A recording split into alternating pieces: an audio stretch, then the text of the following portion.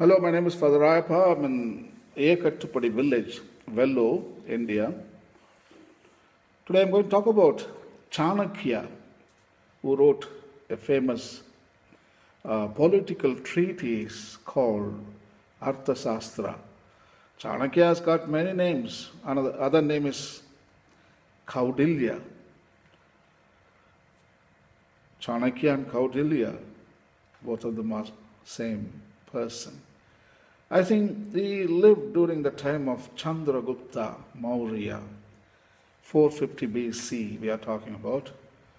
And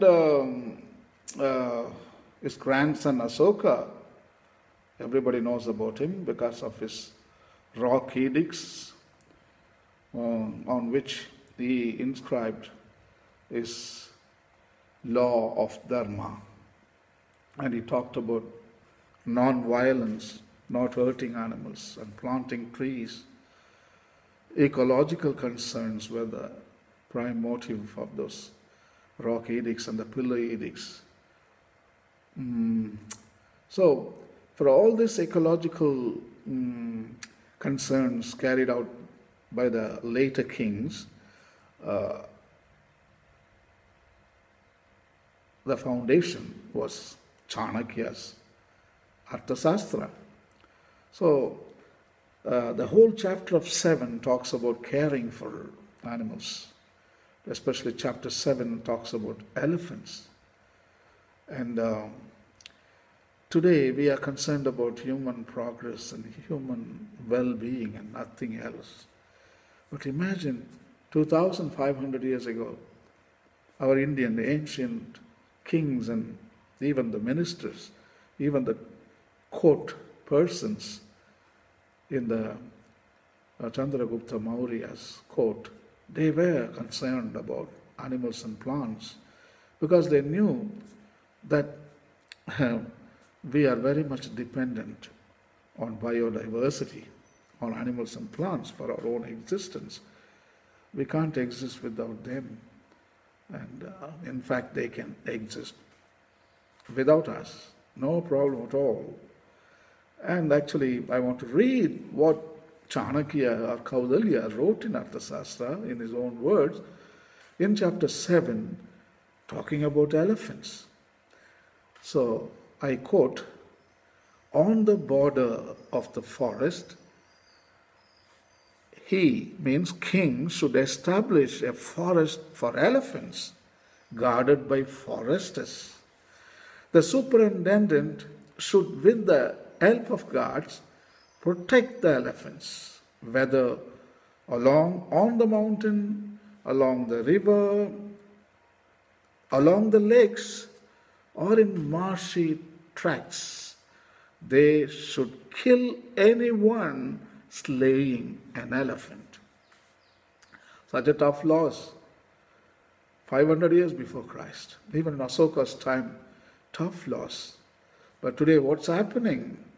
The habitat destruction. We destroy every habitat, especially in Tamil Nadu, Mudumalai forest, Nagarhole forest, in Karnataka, Bandipur National Park. All of them are protected areas. You know why? Because people destroy forest. And then when you destroy the forest, where would the elephants go? Elephants become orphans. They become ecological refugees. When human beings become refugees, you scream about it. You make a big deal out of it. And United Nations talks about it. Pope talks about it. Everybody talks about human refugees. But what's about animal refugees? They face the similar situation. In some conditions, they face the worst. Such a big animal, for us only we are about maximum 100 kilos humans, but an elephant can weigh 2,000 kilos, 3,000 kilos. Where would that elephant go? Such a huge biomass. So today, elephants are invading in Mysore because Mysore belonged to elephants in the first place. And humans just walked in and said, "Elephants, you get out. This is ours." No, it is not yours, it is elephants. You should have asked the courtesy or good manners to talk to elephant and say, can I live here? You never have any manners. Homo sapiens is no manners, no soul. There is no any creativity. Homo sapiens is a loser. That is what he is. So that's what happened. But anyway, today, our heart, there are great people, they open up their heart and think about it. The great people like in Africa, Louis Leakey and his son Leakey, all these people are wonderful people. They cared for elephants. And Leakey family worked for the conservation of elephants. And because of him, today in Kenya, the elephants are protected. So in India, what about in India? Who are going to work for elephants? Because elephants are orphans. Nobody cares for them. So I think Arthashastra laid a beautiful foundation for our conservation efforts in India in caring for other creatures like elephants. I think we should show compassion. This year, Pope is talking about Year of Mercy, 2016. But what is the good thing, what is the big thing about showing mercy to humans, another human person? It is not a great thing, but show to animals, that is a great thing. Go to plants, show to Panjabhutas like soil, water, air. They need our compassion. So that is what I would like to tell to people during this Year of Mercy. It's okay showing to mercy to humans. We are going to show it anyway. The love of God and the love of neighbor, the vertical and the horizontal. Today, the horizontal, we have to stretch further. We shouldn't stop at humans. The love of neighbor, only human. No, stretch it out. Stretch it out. So it can be an animal, it can be a plant, or it can be earth elements. So I think compassion has the power.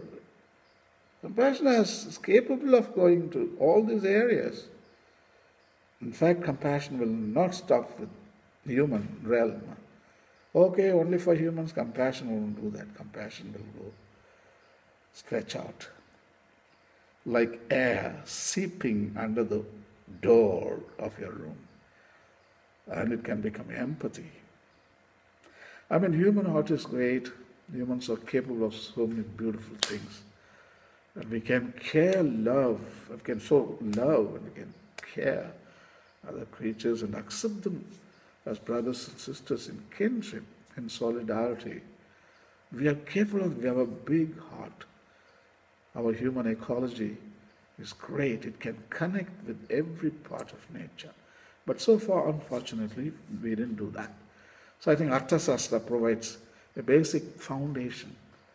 It lays down a rationale for speaking in favor of plants and animals and Panjabhutas.